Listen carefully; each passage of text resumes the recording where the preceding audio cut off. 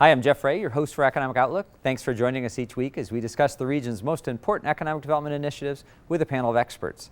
Business leaders in Southwest Michigan have teamed up to create a talent supply chain through registered apprenticeships to feed their future workforce needs. We'll dive deeper into that effort on this week's show and talk about the work of the Berrien Talent Collaborative and how it's preparing students for future careers. Businesses around the country are working to find solutions to their short-term and long-term workforce needs. In Berrien County, leaders have teamed up through a Berrien Talent Collaborative to open up new training opportunities for students through apprenticeships with the hope of meeting those workforce needs. Joining me today for a closer look at that effort are Arthur Havlicek, the President and CEO of the Southwest Michigan Chamber, Al Pacholka, the Vice President of Enrollment, Marketing, and Government Relations at Lake Michigan College, and Chris Machiniak, the Assistant Superintendent, CTE and Systems Improvement with Berrien RESA. Guys, welcome. Thank you. Got some long titles there, but no, that means you're doing important work, and so we appreciate that. Thank you for coming. This is a topic we've been wanting to talk a little bit about. We're excited about the partnership that's helping open up future workforce opportunities. Maybe just to start, just to help frame, kind of who you are, what you do. Arthur, come your way. Tell us about the Southwest Michigan Chamber. Southwest Michigan Regional Chamber is a 501c6 business advocacy organization serving Berrien, Cass, and Van Buren County. We're based out of St. Joseph, Michigan, and as you well know, Jeff, talent is the #1 issue facing our members today. Absolutely. Al, you've been in the talent business too. Talk a little bit about Lake Michigan College. Lake Michigan College, we've been around since 1946. We're leaders in training, 75 different programs, and just excited to collaborate with you and these guys on building our future workforce. That's great. And Chris, let's come your way. Yep. Berrien RESA. Yep. Berrien RESA, it's the Regional Education Service Agency. We work with all of our local school districts around all things special education, career and technical education. Great. Arthur, let me come back your way. So talk a little bit about this workforce need. You're working with employers really in all sectors. Give us a little bit of the state of the workforce right now. Well, sure.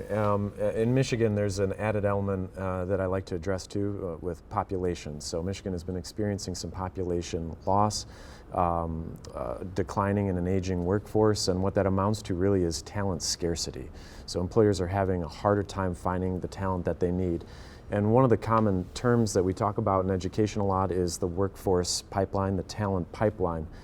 And as the president of the chamber in Southwest Michigan, we've been actually trying to change that terminology just a little bit because a pipeline implies the steady progression of the resources you need. You turn the faucet and what you need comes out.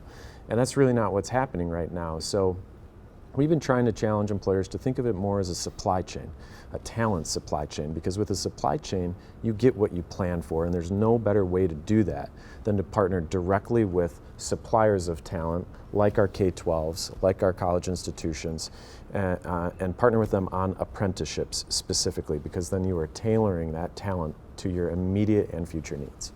Al, come your way. So, because you're playing in this talent space for, as you said, going back to the 1940s. Not you. I didn't mean it that way.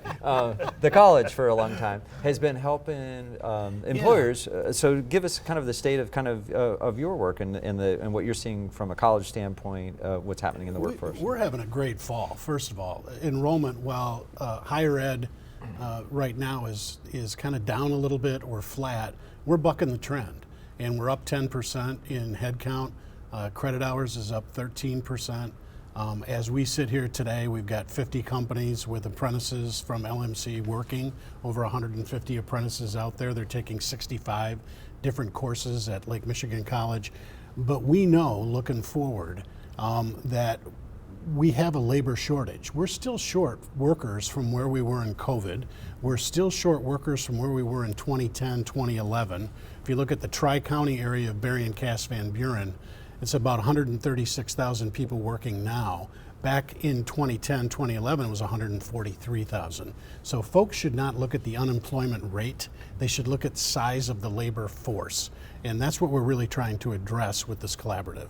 Great. Chris, you have this unique challenge, if you will, of sort of helping get students ready for an ever-changing workforce out there. So to just talk a little bit about, kind of some of the things that Behr and Riese is doing to sort of help get students ready for career opportunities. Yeah. So we've been working in the CTE field for years, and really working at that foundational level with those kids.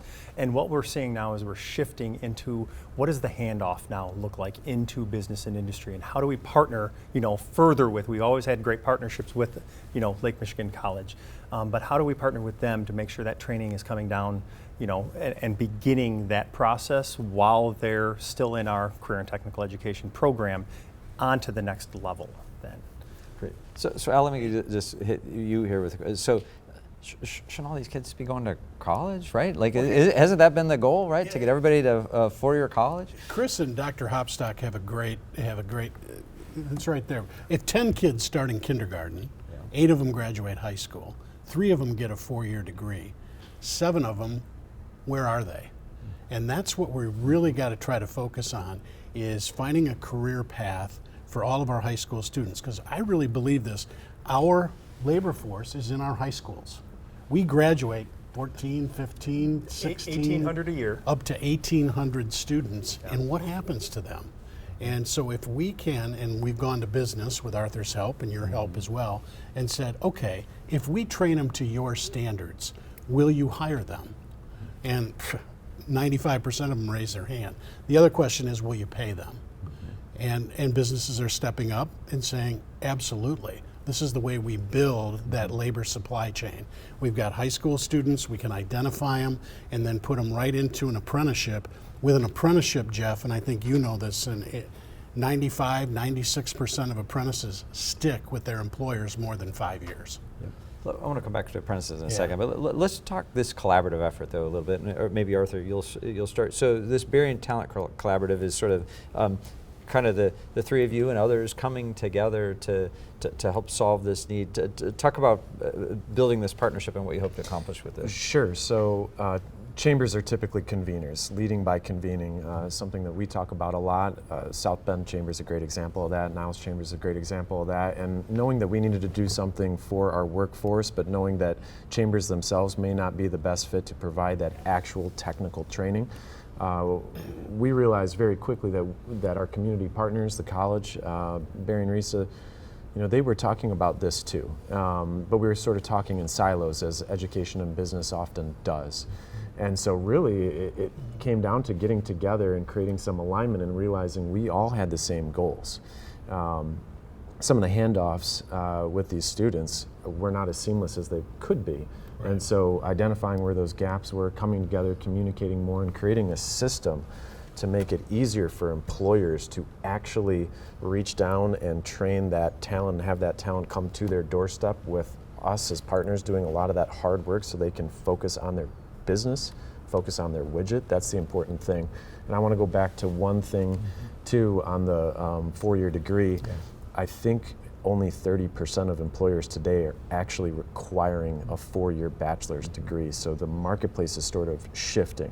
I don't think that devalues degrees, but increases the importance of skill building in education, and that's really what short-term certificates and apprenticeships are. It's skill building. And that's really the wheelhouse of the community college. I mean, we're flexible, we do a lot of customized training. That's really why we were established, and it's a great space to be in. Great. So, and maybe Chris or Al, talk for, and partly because I'm not sure exactly who to send it to, but for apprenticeship it means something specific, and not everybody understands exactly what an apprenticeship is. It's kind of the goal to grow the number of apprenticeships. Help define apprenticeships. I want Chris to handle that, but I want to preface it with this: that's why this show is so important, and others.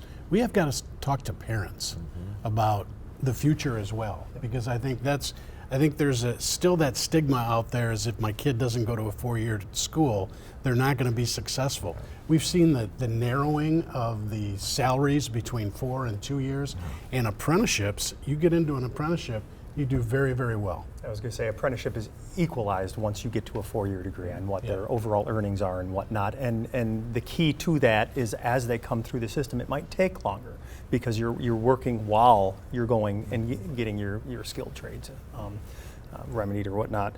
But really what it will work on is as they go through that process, you'll see those numbers grow. With the kids moving forward. So they do a good job. Great. All right, we're going to come back to this. We're going to go out to the field. We've sent George Lepiniotis out to dive deeper into this topic for us. George, let me toss it to you.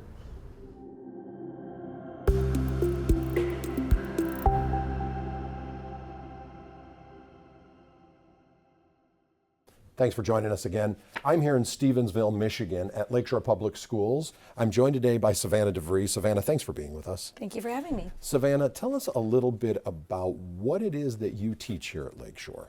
Well, I teach a lot. I teach an Intro to Healthcare Careers course, which gets kids excited about healthcare careers or brings them in to explore all the healthcare careers. And then if kids like that and they want to continue their academic pursuit of healthcare, they can choose from our more advanced careers classes that offer them a certification. Our main one is Certified Nurse's Aide, where kids from all over the county, 7 different districts, come and participate in this. And they leave the course with a state certified nurse's aide certification. So they can, and I think that's important, they can leave your course in high school, graduate their senior year of high school, whether it be a Lakeshore student or one of these 7 other schools around Berrien County, and they can go directly to work in the healthcare industry. Yes. And tell me what types of jobs they're fulfilling within the industry. Well, with a CNA, they can work at a long-term care facility, they can work in home care, they can work at a hospital, they could work in an adult foster care. Lots of entry level. They could even work as a medical assistant as long as they're certified. And this is without any other High school degree. That is correct. with a high school degree. Yep. That's Any other awesome. college degree, yes. But that isn't always their journey, is it? I mean, Nope, they're right. not done with their education when they leave here. They're just work ready. Right, right. All right. So tell me but before we kind of further explore that a little bit, tell me what brought you to this career, because you were in fact a practicing nurse, weren't Yes, an oncology nurse for over a decade. you? All yeah. right. And what attracted you to teaching these kids? I've always liked education. I've always liked to kind of teach others, and so I just kind of landed here. A friend brought me in, said I've got a program that I'm looking for someone to start, and so I came here, and this profession fills my cup in a different kind of way. That's awesome. So as we look around the room and viewers can see our friends back Yes, here, yes. and they're in all sorts of states of distress. This is a fully functioning classroom. It feels like a doctor's office or feels like a healthcare We work in clinic. here every day. And and I was going to say, it looks very lived in. Tell me, what are the students learning in here? Well, the state has 17 skills that they have to be able to validate on for the state exam. So we start practically week 1, where they are learning to wash their hands, they're learning to transfer patients from the bed to the wheelchair, feed patients, so that when they take the state exam and they're randomly chosen for the 4 skills, they know them and they pass them. That's awesome. So when you talk about the curriculum, I know you're talking about expanding it. You're never really standing still. You're doing nursing, but there's also other skill sets that you're teaching. What are those? This year I started pharmacy tech. Okay. We're doing EKG tech as well as PCT, which is patient care technician. It's a national certification. So kids can take that if they choose to go to college outside of state and work at a hospital instead of just being kind of tied down to Michigan with their CNA license. Well, that's amazing. That's truly amazing. Well, I think our next step here is to talk to one of your students to see how this program is helping them. But thank you for showing us around. The class is awesome. The program's awesome. Thanks for coming. Stay tuned here.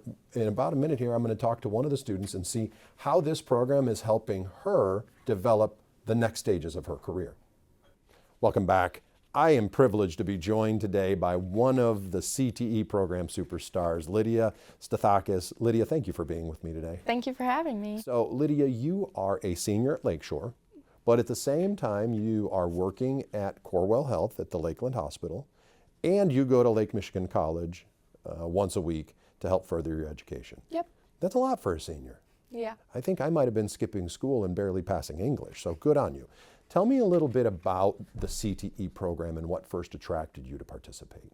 The CTE programs first attracted me by really getting my foot in the door within healthcare, by opening my pathway to see what I wanted to do for the rest of my life. So I think CNA was a great first step for that. And from CNA, I was able to really sort of specialize what I wanted to do with EKG tech and the emergency department specifically. So let's start by telling our viewers a little bit about what are your hopes? What do you hope to become as far as your career path? I hope to become an emergency department registered nurse. Okay. And so when you graduate high school, you will be a CNA, which is a certified nurse's assistant, right? Yep. And you will be able to start working, and you will start working. Is that your plan? Yeah, I will be a CNA along with a patient care technician. I'll have my license under that and my EKG technician certification. Okay, so you will start working immediately. Yep. And then after you start working, after you graduate high school, but you're not done with your education at that point, right? No, I'm going to further my education at Lake Michigan College and get my associate's degree in nursing. Okay, all right. And so, but you'll still be earning money and providing a service to the community. Now, before we end, I do want you to tell us a little bit of your successes, because you're a little famous around here, aren't you? One would say. So tell me a little bit about the skill set that you've learned here in this program and some of your other education. You saved somebody down at the beach this summer? I did with my father. And was that because of some of the skills you've learned right here in this classroom? Yeah, that was because of the skills that Mrs. DeVry was able to teach me. And then yesterday, you were at work at the hospital and you were the first person to respond to a code, weren't you? I was. How important do you feel that this CTE education has been to your development? The CTE programs have been crucial to my development, and they've really allowed me to begin my career, and I don't know if I would be as successful in my future unless it was for these programs. And I'm incredibly grateful to be able to participate in a CTE program, go to community college, and give back to the community that raised me. That's awesome. Well, thank you for what you're doing. To our viewers, this is just another example of how CTE programs are not only helping our community and helping young students, but they're solving workforce development problems and crises in regions like nursing.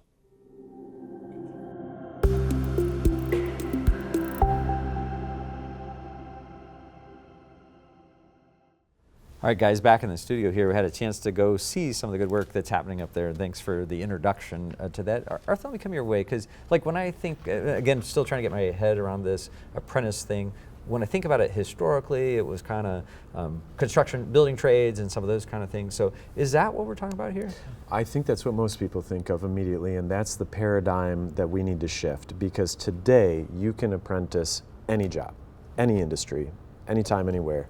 It is social media apprenticeships. I mean, we can name them. They're not your typical roll up the sleeves. You need to know how to wield a hammer. Any career can be apprenticed, and that's what makes this so important, because there's opportunity everywhere. Back to graduating with a 4-year degree versus an apprenticeship. With an apprenticeship, you can graduate without debt. Actually, you can get paid while you're doing an apprenticeship into a high-paying job, immediately building equity, being able to afford a home. It's a change for your life trajectory, for your economic well-being, starting off your career that way. So it's just a phenomenal tool.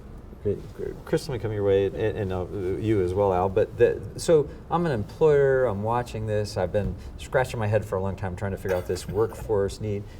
Talk to me about how employers plug into the CTE work you're doing, or the work you're doing at Lake Michigan there. We want to make sure employers take advantage of this. Give some advice to employers.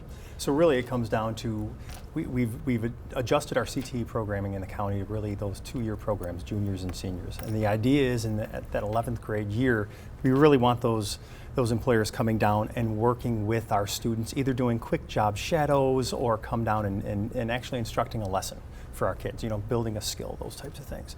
By senior year, we're looking for a placement. And we kind of hinted at that. We're really looking for a paid placement for those kids, 10 to 15 hours a week. But those employers now get to really work with those kids on that skill build and develop the skill that is going to be specific to that industry or that location. And we advance then that skill through the next step of training through like an LMC program. Yeah, We have an advanced manufacturing company in town that told us they would rather have an apprentice engineer than go to the University of Michigan and get an engineer. Because then they've got to train them in all of their protocols, everything that they're doing. If they get somebody right out of high school that can come to LMC, get a 2-year degree, they've got an engineer that is dialed in on what they're doing and is actually a better choice.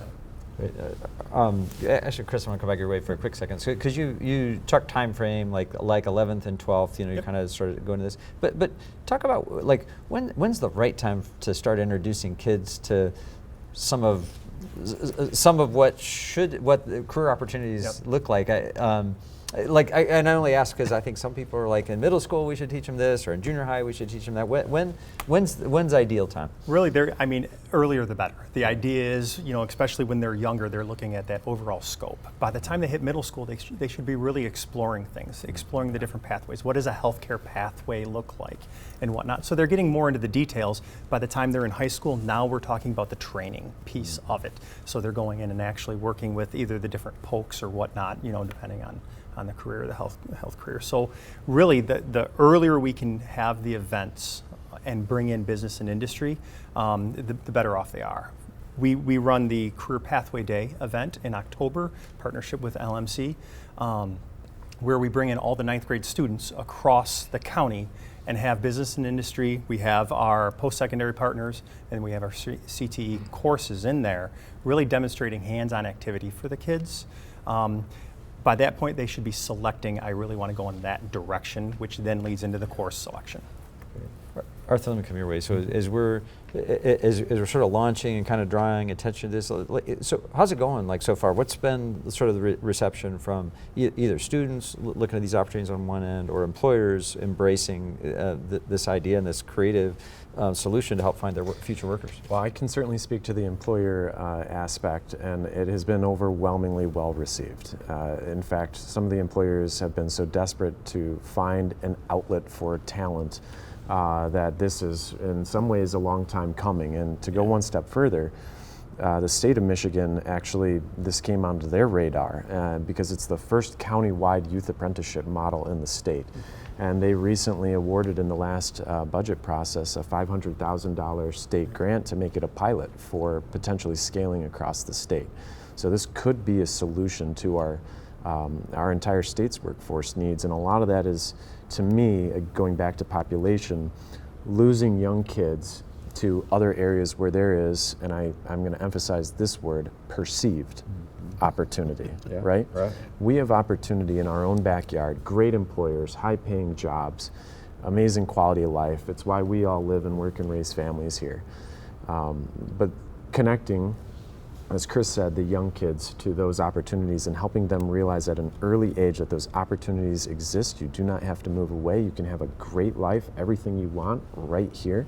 It's transformational. Right. I want to come your way. I think of, like, just for example, my own career path did a lot of recalculating if you had plugged it into the GPS, right?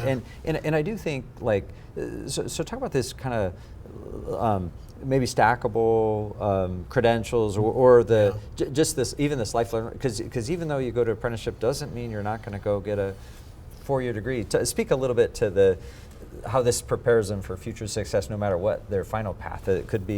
This could be their permanent resting spot in terms of a job, or they could go on to other things too. And what we've got to do a better job with students and getting to students and companies, what's the career ladder inside those businesses? Okay, if I start here, where can I move? And can I get some training and education? Can I stack some of my credits at the community college?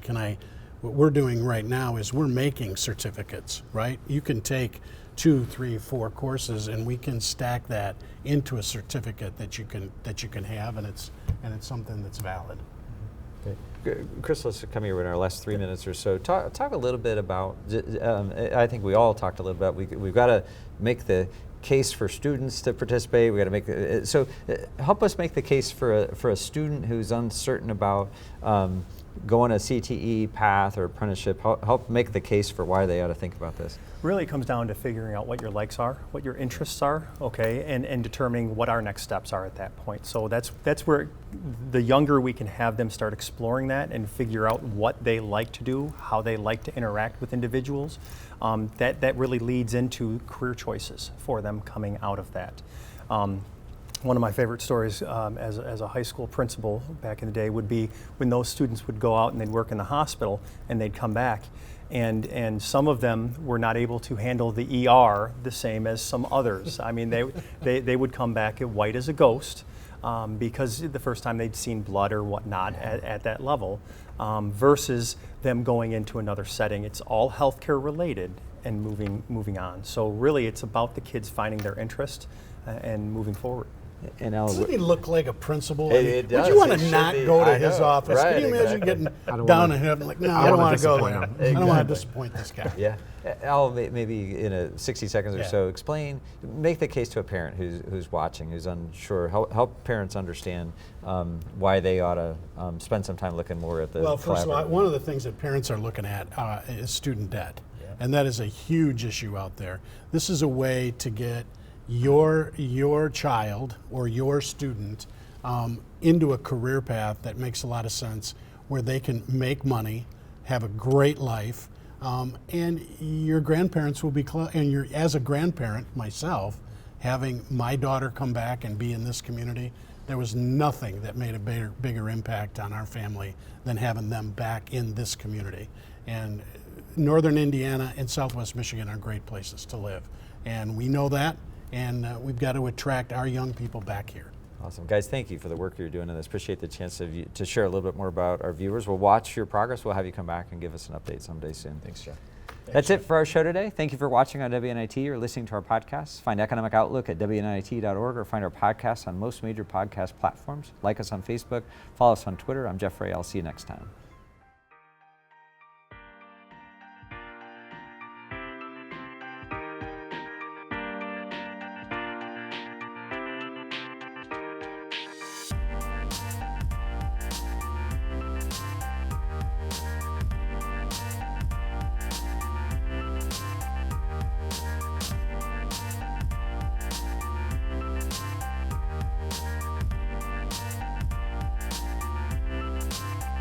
This WNIT local production has been made possible in part by viewers like you.